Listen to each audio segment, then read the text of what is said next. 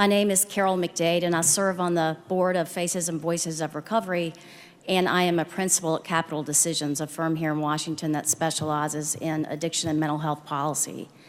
I am also a person in long-term recovery, and for me that means that I've been alcohol and drug-free for 17 years, and my recovery has allowed me to become a wife, a mother, and a recovery advocate for over 2 decades in Washington, D.C. But thank you.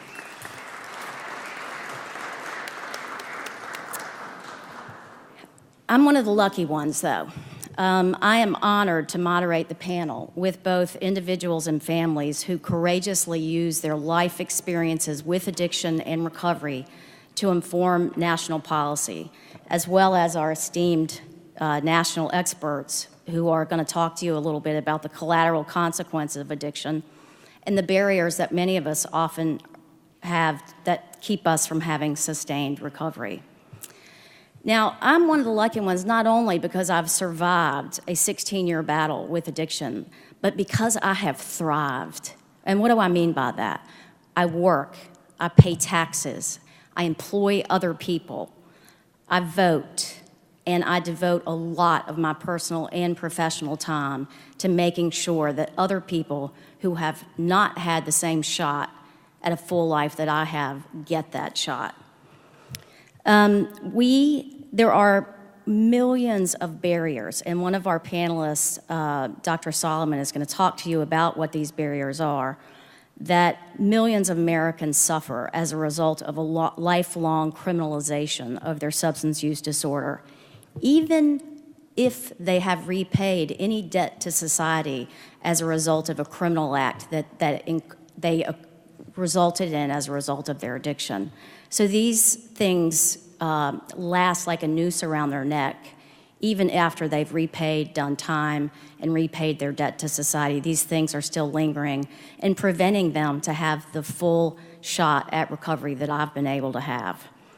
And because you've heard several times today that there is this tragic loss of life associated with not only the opioid epidemic, but addiction in general, I hope you feel the same sense of urgency that I do.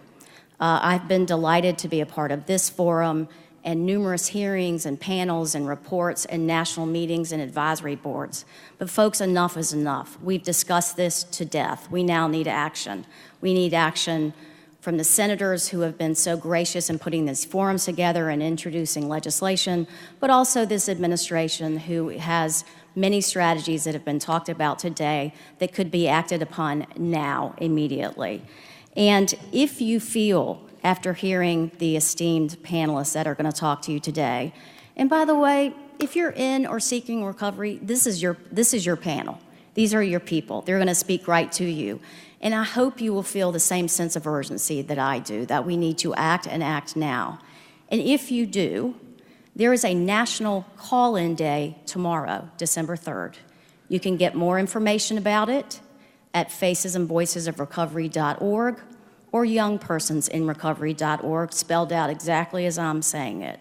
And go there, and it will teach you, if you don't already know how, to ask your policymakers to sponsor the legislation that this forum is discussing today, the Comprehensive Addiction and Recovery Act, and ask them, and honestly encourage and demand that they step up and support this legislation and be a part of the solution instead of just being part of the statistics and the crisis and the hand-wringing. We now need action. And if you're in recovery, step up and ask your members to do this, because we have to do our part. We've had all the national experts, but it's now time for us to post and demand action on these important pieces of legislation.